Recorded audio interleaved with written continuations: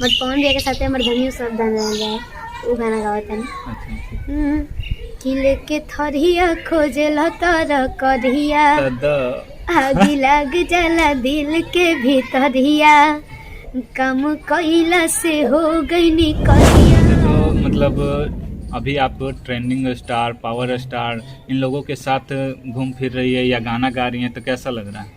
बहुत अच्छा लगा था, बट कबो कबो यकीन ही ना होला कि मतलब कि हम इतना बड़े बड़े लोग के साथ ही रहे, पूरा पढ़ाई वढ़ाई सब खत्म करके 2000 रुपया खातिर पूरा भर दिन गामा में खटी जाए, मतलब कि बारिश रहो तब पर भी तो अगर कंपनी वाला आ जाए तो उन लोग के घाटा ना सही कि हमने के अपन देंगे।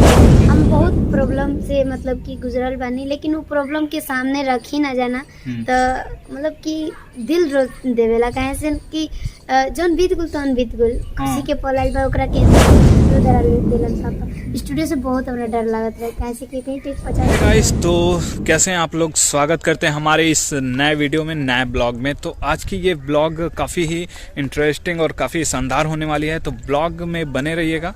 आज हम लोग आ चुके हैं बिहार के बक्सर ज़िला में, और यहाँ पे बक्सर से एक स्टेशन पहले जो आरा की तरफ जाता है, तो वहाँ पर एक बरुना स्टेशन है, वहाँ पे हम लोग उतर चुके हैं। और आप मेरे ठीक पीछे देख सकते हैं ये बोर्ड बरुना।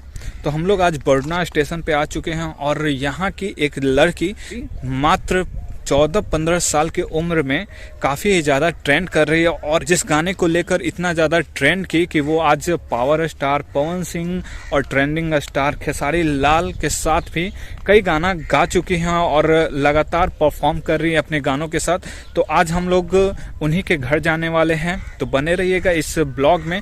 और उनका घर मैं बता दूं तो आप बक्सर से भी जा सकते हैं, और बक्सर के पहले इस स्टेशन से भी जा सकते हैं जो बरुना है, और उनका घर पटवलिया है जो यहाँ से करीब 2 से 3 किलोमीटर दूर पड़ेगा। आप पैदल भी जा सकते हैं। तो आज हम लोग उनके घर जाने वाले हैं, क्या कुछ होता है इस वीडियो के माध्यम से आपको दिखाने की कोशिश करेंगे। तो बने रहिएगा इस ब्लॉग में, इस वीडियो में, और चलते हैं शिवानी सिंह के घर की तरफ। तो हम लोग आ चुके हैं पटवलिया गांव में, और यहाँ पर आप देख सकते हैं भटवलिया, अच्छा भटवलिया। और एक भाई साहब मेरे साथ हैं, तो बताइए आपका नाम क्या हुआ? अखिलेश कुमार। अखिलेश कुमार, यहीं से हैं आप? देखिए भाई साहब से बहुत ज़्यादा हम लोग जानकारी ले लिए हैं, और आपको भी जानकारी देने की कोशिश करेंगे। तो आप जानते हैं शिवानी सिंह को? हाँ जानते हैं। मतलब भटवलिया गांव के हैं ना? हाँ हाँ। तो आज भाई साहब के साथ हम लोग शिवानी सिंह के घर चलेंगे, तो बने रहिएगा इस वीडियो में। अच्छा, शिवानी सिंह का एज क्या होगा अभी? लगभग 13 या 14। बताइए, इतनी छोटी सी लड़की का मतलब इतना माँ सरस्वती का कृपा होने के कारण आज इतनी बड़ी स्टार बन चुकी है, सिंगर। तो आज हम लोग शिवानी सिंह के घर जाने वाले हैं। तो कुछ घर की स्थिति के बारे में बताइएगा, उनका घर पहले कैसा था और अब कैसा है? हम लोगों की तरह ही लो था। धीरे धीरे जब वो उस लाइन में गई तो धीरे धीरे उनका स्थिति कुछ परिवर्तन में आने। अच्छा, सुने हैं कि शिवानी सिंह थार भी लिए हैं? हाँ। आप देखे हैं? देखे नहीं है, हम भी जैसे आपको बतला रहे हैं ना, इसी तरह से हमको भी कोई बताया है। हाँ। तो चलिए हम लोग इस वीडियो के माध्यम से सारा चीज़ देखेंगे और चलते हैं शिवानी सिंह के घर की ओर। गाइस, यही है शिवानी सिंह का घर जो आपको सामने वाइट कलर का दिख रहा है।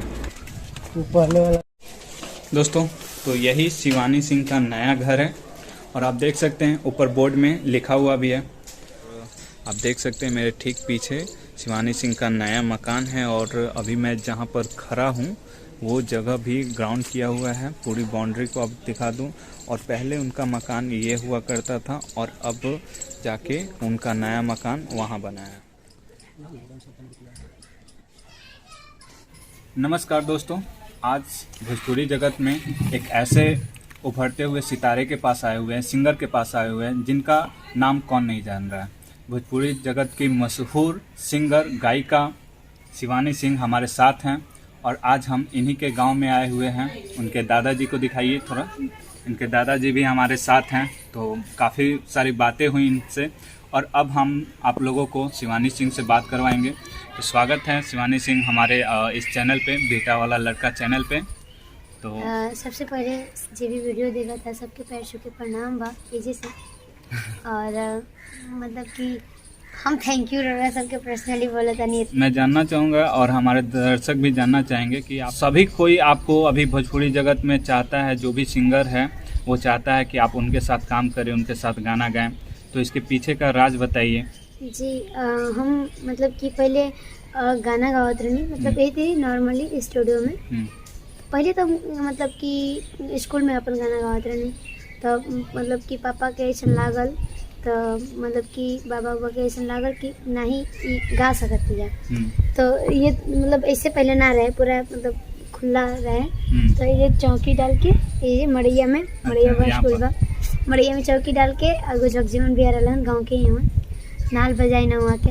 तो बाबा पापा भैया मिल के जे हमरा के नाल से मतलब कि गावे सिखावल जाए। धीरे धीरे ऐसे ही प्रोग्राम करे लगने। फिर उसके बाद धीरे धीरे स्टूडियो धरा दिलन पापा। स्टूडियो से बहुत हमरा डर लागत रहे, कैसे कि कहीं टेक 50 बार गवाए पड़ता है। अच्छा, हाँ। अब प्रोग्राम में रहे गलती चाहे सही गा देनी जाने। तो फिर स्टूडियो में गई, धीरे धीरे स्टूडियो में गावे लगने। दिन भर में 4 गो 5 गो रिकॉर्डिंग, मतलब कि नॉर्मल सिंगर रहनी तब गा देते रहनी। फिर उसके बाद एगो गाना गले रहनी स्कूल में, कर जाना कहो माई बाबू के बधाई हो। वही गाना मतलब कि 6 महीना बाद एकदम पूरा वायरल हो गई। शादी भी अभी पोस्ट कर रही। अच्छा, रिकॉर्डिंग के करत रहे स्कूल में? राहुल सर।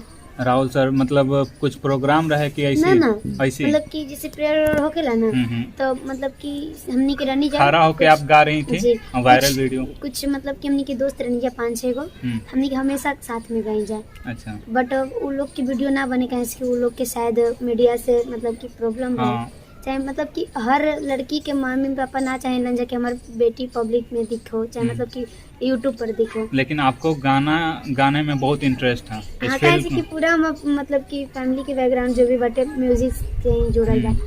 और फिर उसके बाद हम एगो गाना गईनी, कर जाना कहो माई बाबू के बधाई हो। सर बोलन कि बड़ा शिवैया गाना गाओ। कितना दिन के बाद स्कूल बोल रही, कहे से कि हम पहले कॉमेडी वीडियो शूट करते रहे। हाँ, दादा बताएं कि पापा आपके हम बहुत प्रॉब्लम से मतलब कि गुजरल बानी, लेकिन वो प्रॉब्लम के सामने रखी ना जाना तो मतलब कि दिल रो देवेला, कहे से कि जौन बीत गुल तौन बीत गुल। खुशी के पल आइल बा ओकरा के एंजॉय करा, बीतल बात के याद करके जौन खुशी के पल ओकरो के खराब मत करिए। बात सही है। और फिर उसके बाद मतलब कि टाइम ना मिले, कहे से कि बहुत गरीब फैमिली से हमने, और हमनी के पैसा कमात रहनी जब दिन भर में 2000 रुपया कमाई, जब वीडियो शूट करिए पूरा पढ़ाई वढ़ाई सब खत्म करके 2000 रुपया खातिर पूरा भर दिन गामा में खटी जाए। मतलब कि बारिश रहो तब पर भी अगर कंपनी वाला आ जाए तो उन लोग के घाटा ना सही के हमनी के अपन दही के गिजन खरीदते रहनी जाए।